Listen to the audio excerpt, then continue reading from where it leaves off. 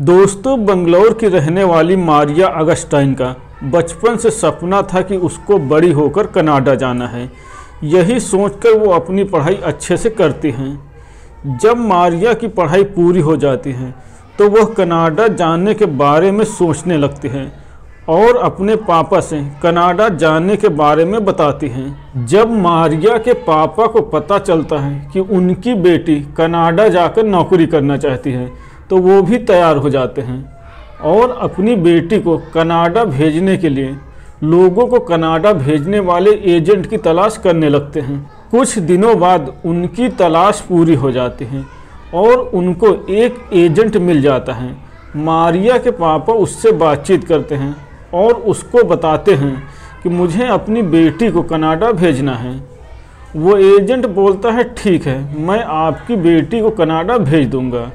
और वो एजेंट बताता है कि ये डॉक्यूमेंट्स तैयार रखना, कुछ दिनों में मैं आपकी बेटी को कनाडा भेज दूंगा।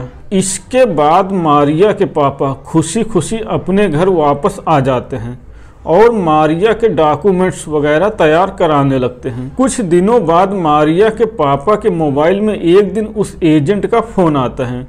वो एजेंट मारिया के पापा को बताता है कि मारिया का वीज़ा आ गया है और आप लोग मारिया को कनाडा भेजने की तैयारी कर लीजिए। और वह एजेंट एक तारीख बताता है कि मारिया को उस दिन कनाडा जाना है। दोस्तों, कुछ दिनों के इंतज़ार के बाद वो दिन भी आ जाता है जिस दिन मारिया को कनाडा जाना होता है और मारिया को बेंगलोर से कनाडा जाने वाली फ़्लाइट में बैठा दिया जाता है। दोस्तों, फ़्लाइट बेंगलोर से उड़कर कनाडा पहुंच जाती है। वहां पर एक एजेंट मारिया को एयरपोर्ट पर रिसीव करता है और अपने ऑफिस लेकर जाता है। वहां से वो एजेंट मारिया को एक शॉपिंग मॉल में ले जाता है जहां उसको नौकरी करनी थी और वहां से एक कमरे में ले जाता है जहां उसको रहना था। उस दिन आराम करने के बाद मारिया अगले दिन से ड्यूटी जाने लगती है और अपने कमरे में रहने लगती है। ऐसे उसका टाइम बीतने लगता है।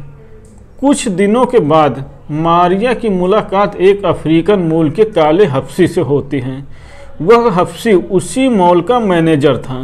दोस्तों, जब वो अफ्रीकन काला हफ्सी मारिया को देखता है तो उसकी नीयत खराब होने लगती है, क्योंकि मारिया देखने में बेहद ही खूबसूरत थी।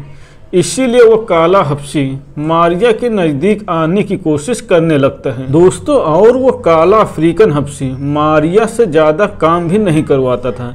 इसी वजह से कहीं ना कहीं मारिया भी उस काले अफ्रीकन हफ्सी की तरफ आकर्षित होने लगती है। इसके बाद दोनों आपस में बातचीत करना शुरू कर देते हैं और बाहर मिलने भी लगते हैं। दोनों कभी चाय पीने के बहाने तो कभी खाना खाने के बहाने बाहर मिलने लगते हैं। इस तरह से मारिया भी उस काले हफ्सी को पसंद करने लगते हैं और दोनों अपने प्यार का इजहार कर देते हैं। अब जब दोनों रोज़ बाहर मिलते हैं, दोनों में प्यार काफ़ी गहरा हो जाते हैं, तो बात शारीरिक संबंध बनाने पर आ जाते हैं और मारिया भी उस काले अफ्रीकन हफ्सी को कहीं ना कहीं इतना पसंद करने लगी थी कि वो उसको नाराज़ नहीं करना चाहते थे। इसीलिए वो मना नहीं कर पाते और शारीरिक संबंध बनाने के लिए तैयार हो जाते हैं। दोस्तों, इसके बाद वो काला अफ्रीकन हफ्सी मारिया को अपने घर पर लेकर जाता है और वहां लेकर जाने के बाद दोनों खाना खाते हैं और थोड़ी देर तक बैठकर बातें करते हैं। इसके बाद वो हफ्सी कुछ शक्तिवर्धक दवाएं खा लेता है और दवाएं खाने के बाद मारिया के साथ अश्लील हरकतें करने लगता है। काफ़ी देर तक अश्लील हरकतें करने के बाद दोनों अपने आप को रोक नहीं पाते हैं और शारीरिक संबंध बनाने के लिए तैयार हो जाते हैं। जब दोनों शारीरिक संबंध बनाने के लिए तैयार हो जाते हैं तो वह हफ्सी अपने और मारिया दोनों के कपड़े उतार देता है। कपड़े उतारने के बाद जब मारिया की नज़र उसके प्राइवेट पार्ट पर पड़ती है तो उसकी हालत ख़राब हो जाती है, लेकिन कपड़े उतारने के बाद वो कर भी क्या सकती थी।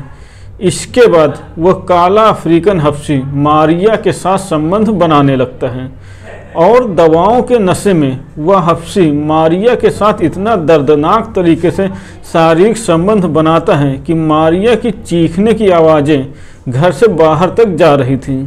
दोस्तों, मारिया उस काले हफ्सी को बर्दाश्त नहीं कर पा रही थी, इसीलिए उसको मना कर रही थी, लेकिन वो दवाओं के नशे में था।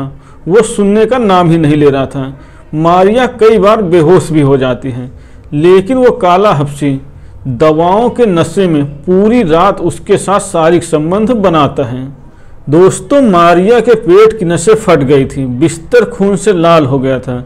न वो उठ पा रही थी, ना ही चल पा रही थी। जब सुबह उस काले हफ्सी को दवाओं का नशा उतरता है तो मारिया को लेकर अस्पताल जाता है और अस्पताल में लगभग 3 महीने तक उसका इलाज चलता है। अस्पताल से डिस्चार्ज होते समय डॉक्टर मारिया को बताते हैं कि अब वह कभी मां नहीं बन पाएगी, क्योंकि उसकी बच्चेदानी भी निकाल दी गई है।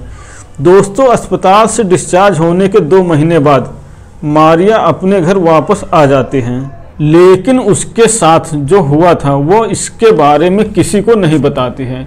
इस तरह से मारिया अपने घर में गुमनामी की ज़िंदगी जीने लगती है, क्योंकि उस काले हफ्सी ने उसको जो जख्म दिए थे शायद ही वो कभी भूल पाएगी।